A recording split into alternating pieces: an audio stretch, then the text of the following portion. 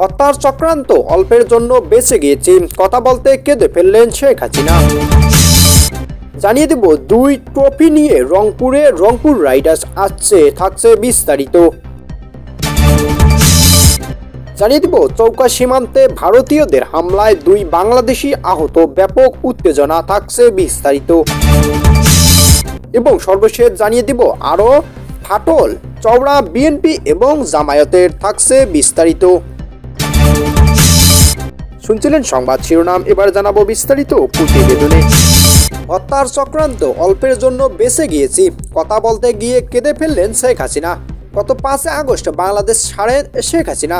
পতন হয় আওয়ামী লীগ সরকারের, সেই থেকে দেশ ছাড়া রয়েছেন হাসিনা।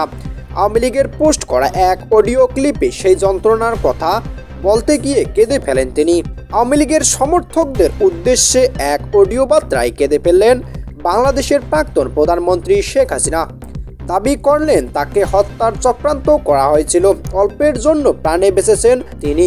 শুক্রবার বেশি রাতের দিকে আওয়ামী লীগের ভেরিফাইড সমাজ মাধ্যম হ্যান্ডেল থেকে হাসিনার একটি ছোট অডিও ক্লিপ পোস্ট করা হয়। 49 সেকেন্ডের ওই অডিও ক্লিপ 5 আগস্ট দেশ ছাড়ার সময় কথা বর্ণনা করেছিলেন তিনি।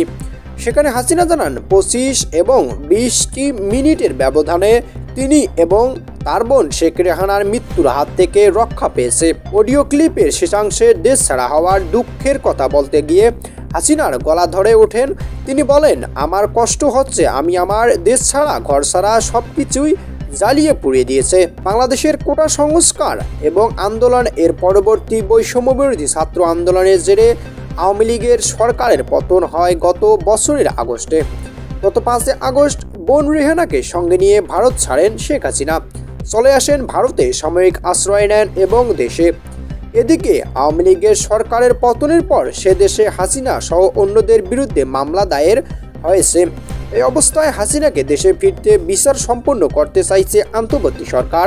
হাসিনাকে প্রত্যর্পণের জন্য নয়াদিল্লিকে কূটনৈতিক বার্তা, নোট, ভার্বাল ও পাঠিয়েছে ঢাকা। কূটনৈতিক বার্তার প্রাপ্তি স্বীকার করলেও হাসিনাকে প্রত্যর্পণের বিষয়ে কোনো সিদ্ধান্তই এখনো দিল্লির তরফে জানানো হয়নি। শুক্রবার রাতে আওয়ামী লীগের পোস্ট করা অডিও ক্লিপে হাসিনা বলেছেন, মাত্র 20 থেকে 25 মিনিটের ব্যবধানে আমরা হাসিনা এবং রেহানার মৃত্যুর হাত থেকে রক্ষা পেয়েছি।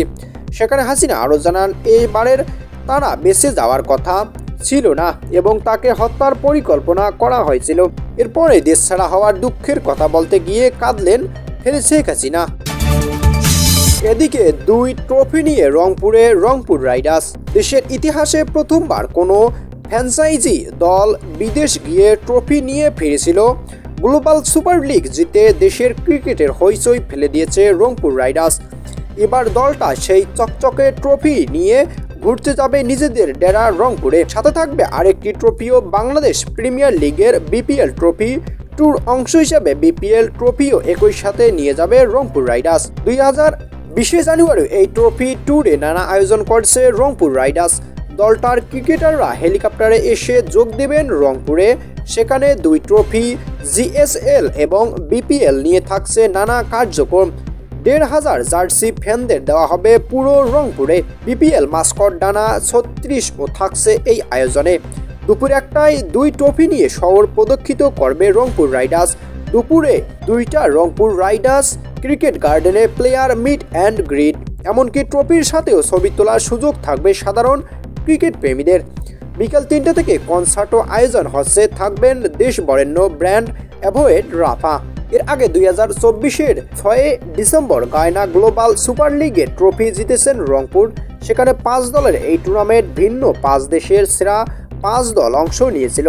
ফাইনালে ভিক্টোরিয়াকে 56 রানে হারিয়ে রংপুর জিতেছিল নুরুল হাসান সোহানের নেতৃত্বে। এদিকে শতাধিক গাছ কেটে নিয়েছে ভারতীয়রা। চৌকা সীমান্তে ভারতীয়দের হামলায় 2 বাংলাদেশি আহত, ব্যাপক উত্তেজনা। টিয়ার সেল নিক্ষেপ, বিএসএফ এর পাল্টাপাল্টি পাথর নিক্ষেপ এলাকাবাসীর। চাঁপাই নবাবগঞ্জে চৌকা সীমান্তের অনুপ্রবেশ করে আম ও বড়ই গাছ কাটাকে কেন্দ্র করে ভারত ও বাংলাদেশিদের মধ্যে ব্যাপক সংঘর্ষের ঘটনা ঘটছে। এ সময় ভারতীয় বিএসএফ টিয়ার সেল নিক্ষেপ করে। এছাড়াও ভারতীয় সীমান্তবর্তী এলাকার মানুষ বাংলাদেশিদের লক্ষ্য করে একাধিক হাতবোমার বিস্ফোরণ ঘটায়। এতে 2 বাংলাদেশি নাগরিক আহত হয়েছেন। শনিবার বেলা 12টার দিকে এই ঘটনার সূত্রপাত হয়। বেলা পরে বিকাল 3টা এবং 4টার দিকে চৌকা সীমান্তের শূন্যরেখা বরাবর বিজিবি বিএসএফ পতাকা বৈঠকের পর পরিস্থিতি স্বাভাবিক হয়। তবে উভয় সীমান্তে ভারতীয় ও বাংলাদেশি নাগরিকদের অবস্থান করছে। এ নিয়ে টান উত্তেজনা বিরাজ করছে। আহতরা হলেন জেলা শিবগঞ্জ উপজেলা বিনোদপুর ইউনিয়নের দুনটোলা বিশ্বনাথপুর গ্রামের জিয়ারুল ইসলাম ছেলে রনি এবং কালীগঞ্জ গ্রাম সিরাজুল ইসলামের ছেলে ফারুক। জানা গেছে চাঁপাইনবাবগঞ্জের চৌকা সীমান্তের পার্শ্ববর্তী কিরণগঞ্জ সীমান্তের নোম্যান্স ল্যান্ড এলাকায় গম কাটাকে কেন্দ্র করে উত্তেজনা এক পর্যায়ে ভারত এবং বাংলাদেশের সীমান্তবাসীর মধ্যে সংঘর্ষ হয়। শনিবার বেলা 12টার দিকে ঘটনার সূত্রপাত হয়। সংঘর্ষ চলে বিকাল 4টা পর্যন্ত। কিরণগঞ্জ সীমান্ত থেকে সৃষ্ট এই উত্তেজনা কাঁটাতারের বেড়া নির্মাণকে কেন্দ্র করে চৌকা সীমান্তে ছড়িয়ে পড়ে। এই বিবৃতিতে ঘটে সীমান্তের 3 কিলোমিটার এলাকা জুড়ে সংঘর্ষ চলাকালে ভারতীয় উত্তেজিত জনগণ বাংলাদেশের জনগণকে লক্ষ্য করে বেশ কয়েকটি হাতবোমা নিক্ষেপ করে, এমনকি বিএসএফ প্রায় 15টি টিয়ার শেল নিক্ষেপ করে। অন্যদিকে বাংলাদেশের সীমান্তবাসী লাঠিছোটা, ইটপাটকেল এবং হাসুয়া নিয়ে সীমান্তের অবস্থান নিয়ে ভারতীয়দের সঙ্গে সংঘর্ষ জড়িয়ে পড়েন। এ সময় দুই দেশের সীমান্তরক্ষী বাহিনীর পরিস্থিতি নিয়ন্ত্রণে চেষ্টা করলেও পরিস্থিতি নিয়ন্ত্রণে আনতে পারেনি। পরে বিকাল 4টার দিকে চৌকা সীমান্তের শূন্যরেখা বরাবর বিজিবি বিএসএফ পতাকা বৈঠক করার পর পরিস্থিতি স্বাভাবিক হয়।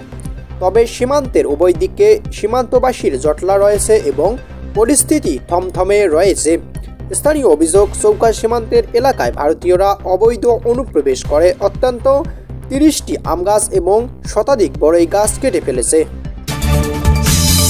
এদিকে ফাটল আরও চওড়া বিএনপি এবং জামায়াতের। বৃহস্পতিবার এই আলোচনার ঐক্য নষ্ট হতে পারে আশঙ্কা করে প্রথমে তাতে অংশ না নেওয়ার সিদ্ধান্ত নিয়েছিল এই মুহূর্তে বাংলাদেশের বৃহত্তম দল বিএনপি। এদিকে ঐক্য রক্ষার কথা বললেও বাংলাদেশের রাজনৈতিক দলগুলির মধ্যে মতভেদ ও ফাটলকে বহুগুণ বাড়িয়ে দিল প্রধান উপদেষ্টা মোহাম্মদ ইউনূসের ডাকা জুলাই আন্দোলনের ঘোষণাপত্র নিয়ে আলোচনা। বৃহস্পতিবার এই আলোচনার ঐক্য নষ্ট হতে পারে আশঙ্কা করে প্রথমে তাতে অংশ না নেওয়ার সিদ্ধান্ত নিয়েছিল এই মুহূর্তে বাংলাদেশের বৃহত্তম দল বিএনপি। কিন্তু পরে দলের স্থায়ী কমিটির সদস্য সালাউদ্দিন আহমেদকে পাঠানো হয়। তিনি উঠতে বসতে ঐক্যের কথা বললেও বৈঠকে প্রতিটি বিষয়ে ভিন্ন মত রয়েছে বিএনপি ও জামায়াত ইসলামীর।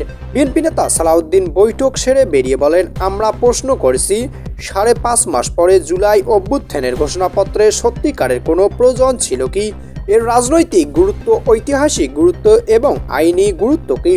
ফ্যাসিবাদ বিরোধী যে ঐক্য সৃষ্টি হয়েছে ঘোষণাপত্র কেন্দ্র করে, সেখানে কোনো ফাটল যাতে সৃষ্টি না হয় তা দেখতে হবে।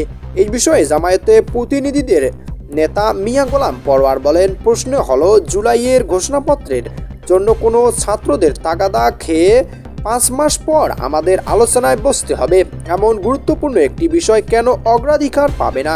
অর্থাৎ ঘোষণাপত্রের যৌক্তিকতা নিয়ে বিএনপি যখন প্রশ্ন তুলেছে, জামায়াত তাকেই সর্বোচ্চ গুরুত্বপূর্ণ বিষয় বলছে।